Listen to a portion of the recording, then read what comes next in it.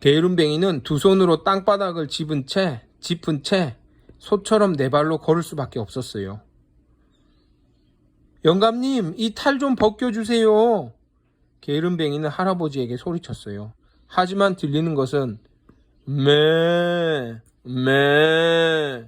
하는 소의 울음소리 뿐이었지요.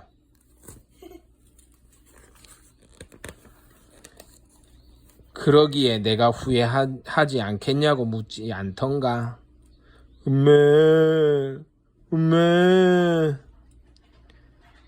할아버지는 소가 된 게으름뱅이를 위해 잠자리를 마련했어요. 내일은 자네를 장에 내다 팔아야 하니 일찍 자는 게 좋을 걸세. 한순간 소가 된 게으름뱅이는 할아버지를 원망하며 밤새 울부짖었어요. 하지만 할아버지는 모르는 척 이내 잠이 들었지요. 다음날 할아버지는 소가 된 게으름뱅이를 끌고 장에 갔어요. 먼 길을 걸어 장에 들어서니 팔려고 내놓은 소들이 무척 많았어요. 소가 된 게으름뱅이는 많은 소들 사이에 끼어 한숨만 내쉴 뿐이었지요. 소가 된 게으름뱅이는 한 농부에게 팔렸어요. 할아버지가 고삐를 넘겨주며 농부에게 말했어요. 이 소는 무를 먹으면 죽으니 무밭에는 절대로 가지 못하게 하시오. 무를 먹으면 죽는다고? 참 별난 소도 다 있구려. 나는 소가 아니라 사람이란 말이에요. 그러니 이 고삐를 풀어주세요.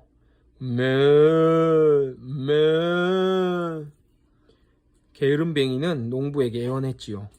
하지만 사람들은 소가 된 게으름뱅이의 말을 알아듣지 못했어요. 이튿날부터 소가 된 게으름뱅이는 하루 종일 밭을 갈고 짐도 날라야 했어요. 이럴 수가 있나? 하루 종일 일만 하는 신세가 되다니. 이놈의 소는 틈만 나면 쉬려고 하니 버릇을 단단히 들여야겠어.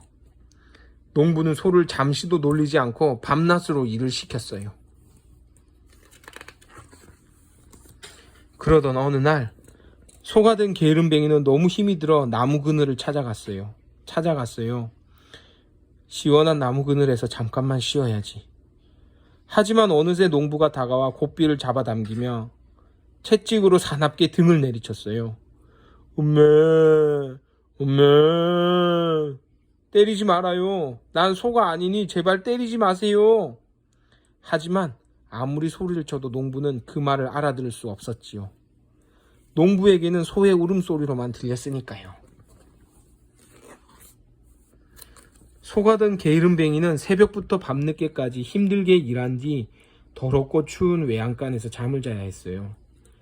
게으름뱅이는 캄캄한 밤 외양간에서 게으름만 피우며 살던 지난날을 후회했어요. 지금껏 일을 하지 않고 게으름만 피워서 벌을 받나 보다. 소가 된 게으름뱅이는 아내와 집을 그리워하며 밤새 울었지요. 집에도 못 가고 계속 이렇게 살 바에 차라리 죽는 게 나아. 어느 날 밭을 갈던 농부가 담배를 피우며 잠시 쉬고 있을 때였어요. 게으름뱅이는 문득 건너편 밭에서 자라는 무를 보았어요.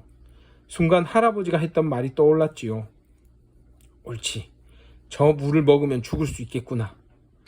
게으름뱅이는 한 걸음에 무밭으로 달려가 우두둑 무를 씹어 먹었어요.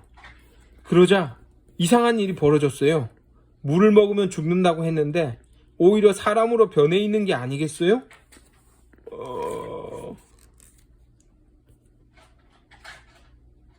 여보시오, 이게 어찌된 일이오? 내 손은 어디 가고 당신이 여기 있어? 농부는 놀라서 입을 다물지 못했지요. 놀라지 마세요. 제가 바로 그 소입니다. 게으름뱅이는 농부에게 지금까지의 이야기를 모두 말해 주었어요. 그랬군요. 난 그것도 모르고 그동안 미안했소. 괜찮습니다. 비록 고생은 했지만 소가 되어 배운 것도 많습니다. 이제 집으로 돌아가면 열심히 일하는 부지런한 사람이 되겠습니다. 농부와 헤어진 게으름뱅이는 집으로 향했어요. 문득 탈을 만들던 할아버지가 떠올라 그 집을 찾아가 보기로 마음먹었어요. 하지만 언덕 위에는 오두막집도 노인도 온데간데 없고 배 두 필만 그 자리에 놓여있을 뿐이었지요. 게으름뱅이는 배 두 필을 어깨에 메고 집으로 서둘러 갔어요.